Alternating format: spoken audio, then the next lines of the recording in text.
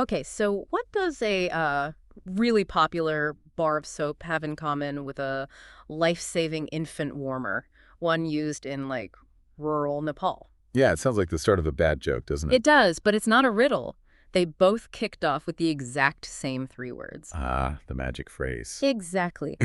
Today, we're getting into how might we questions. hmm Well, it's going to show you how this really simple phrase, but incredibly powerful, how it grew from, corporate boardrooms Right. to being central to modern design thinking. It's kind of a shortcut, really, for creative problem solving. It is. And we're drawing on some foundational ideas and tons of real-world examples. Yeah, we want to show how these three little words basically became this secret weapon for innovators, changed how we tackle problems, big and small. And what always gets me is how something that sounds so simple, almost trivial, Right. it has such a massive impact. You can trace its path from theory right into, well, multi-million-dollar products.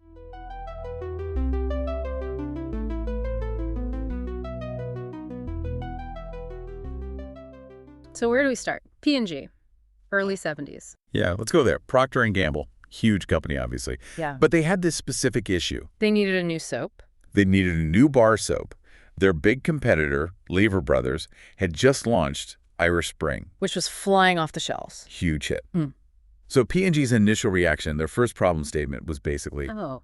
we need to make a better version of Irish Spring. Oof. Yeah, you can just hear the innovation dying right there. That's asking for a copycat, isn't it? Totally reactive. Yeah. So narrow, you're just chasing the competition. Okay, so enter the hero, this young consultant, Min Mussador. Ambassador, yeah. Yeah. He came in, took one look at that problem statement, and saw, this is a dead end. This framing is just too tight. So what did he do? He didn't just tweak it. No, he completely flipped it.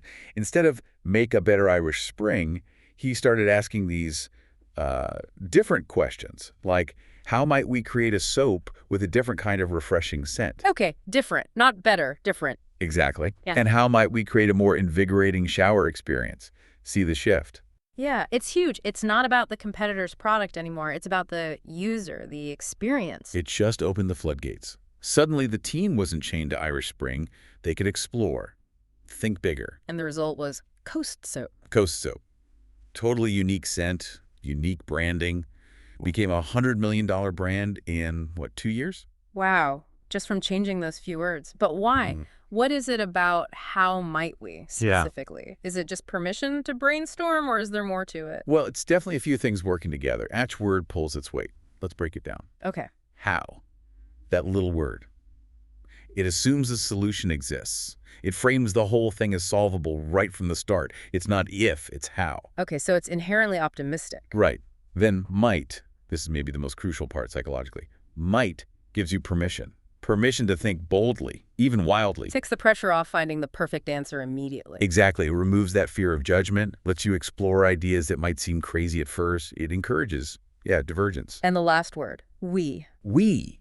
That's the collaboration piece. It's not how might I solve this. It makes it shared. Collective ownership. It invites everyone in. So how solvable? Solvable. Might. Permission for bold ideas. We. Collaboration. Nailed it. That's the core engine. It's like if you tell a chef, make a better version of that other restaurant's lasagna, they're stuck, right? Yep. Think about noodles and sauce ratios. But if you say, how might we create a dish that makes someone feel like they just stepped off a plane in Rome? Oh, suddenly you're thinking about ingredients, atmosphere, presentation, a whole experience, much richer. That's a great analogy. So that's the power. But you said the roots go back even further than P&G. Oh, yeah. Before Bossiter applied it so successfully in business, the sort of academic groundwork was laid back in the 1960s by a guy named Sidney Parnes, who was a pioneer in creative education. And he really got how language shapes our thinking about problems. What did he say about it? He had this great quote, something like, let me see if I can get it right. When we confront a challenge, our language frames our perception.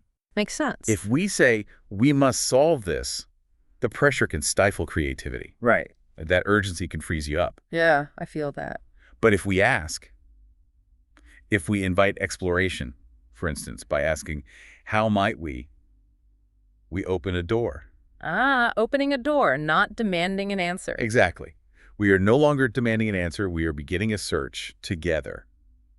That together echoes the we part, doesn't it? It really does. It's amazing he was talking about this stuff, about psychological safety, really, way back then. Decades before it became, a buzzword in business schools, he understood the psychology of framing. Okay, so Parnes lays the intellectual foundation.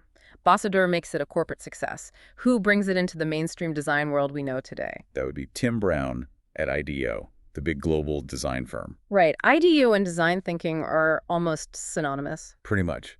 And Tim Brown really institutionalized how might we, made it absolutely central to their whole design thinking process, that human-centered, iterative way of solving problems. So for IDEO, it wasn't just one tool in the box. No, it was like the starting point, the cornerstone. Tim Brown described it really well. How did he put it? He said, the how might we question is the starting point for all great design. Okay. Bold statement. Yeah, it's a moment you stop admiring a problem and start taking action to solve it.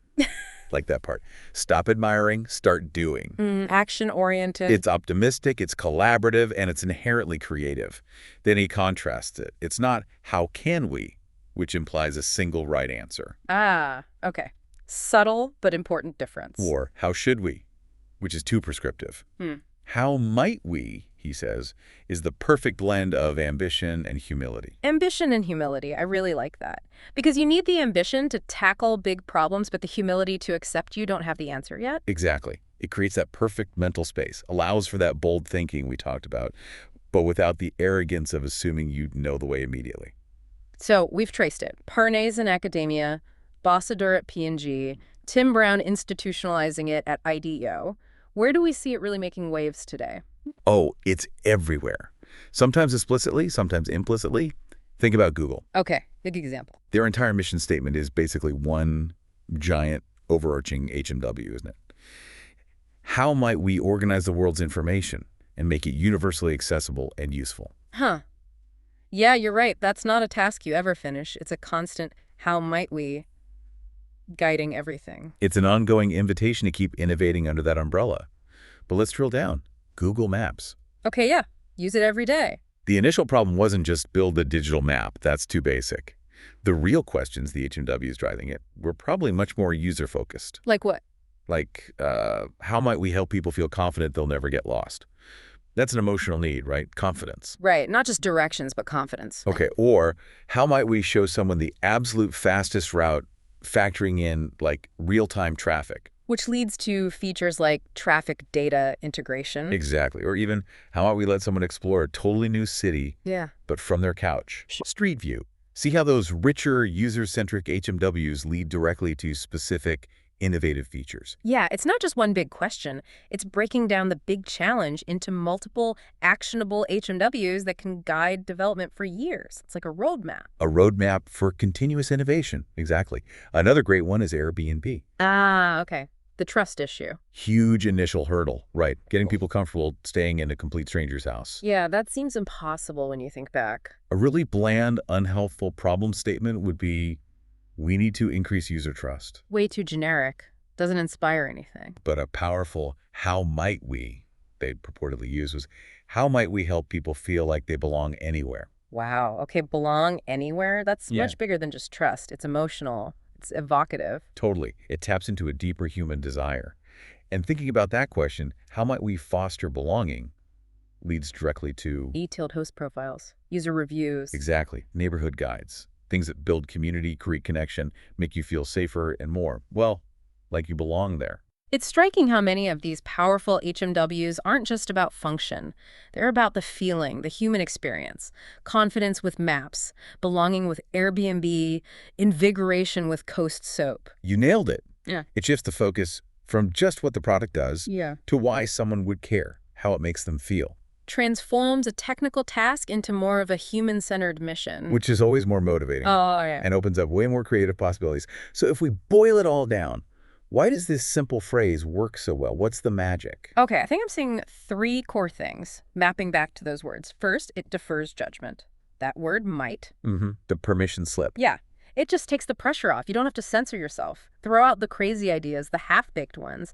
It's about quantity first, getting lots of raw material out there. True brainstorming fuel. Absolutely. Divergent thinking first. Okay, second. Second, it fosters optimism, the word how. It starts from a place of this is solvable. Right, the assumption of possibility. Yeah, it reframes the problem. It's not this giant wall you're staring at. It's a challenge, a puzzle to be figured out. That changes the energy, doesn't it? Makes you want to tackle it. Definitely shifts the mindset from stuck to forward moving. Okay, and third, it drives collaboration. That little word, we, the glue. It's baked right in. It's not a solo mission. It immediately says, let's figure this out together. It brings in diverse viewpoints right from the start, creates that shared ownership. So, defers judgment, fosters optimism, drives collaboration. Boom. It feels like it fundamentally rewires your brain's approach, instead of hitting a wall. You start looking for the ladder. Right. Or maybe even how to build one. Exactly. Now, we've talked about how great HMWs are, but are there pitfalls, like ways people mess this up when they try to use it? Oh, definitely. That's a really good question. A common trap is making the HMW way too broad.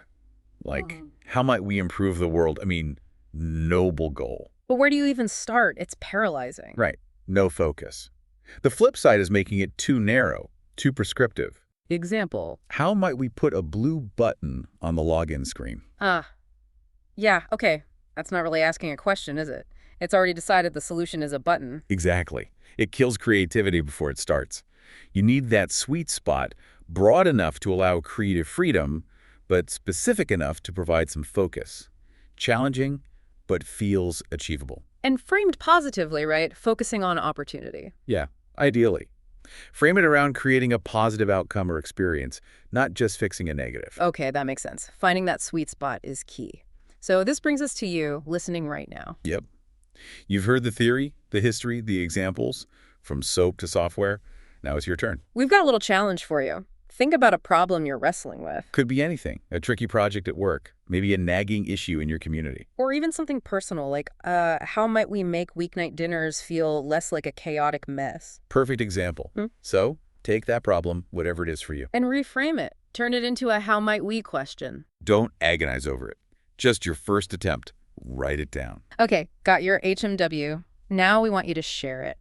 We're going to gather these up. We're going to do something fun, a live teardown. Yeah, we'll pick some of your submissions, some that look great, maybe some that seem a bit tricky, and we'll workshop them right here. We'll talk about what makes them strong, maybe suggest ways to tweak them to make them even more powerful. Think of it as a free innovation consulting. Exactly. We're really looking forward to seeing what challenges you're tackling. So we've seen how just 3 little words helped launch massive brands, shape the digital tools we use every single day. It all starts with asking the right kind of question. So keep asking those questions. Stay curious. And until next time, keep wondering.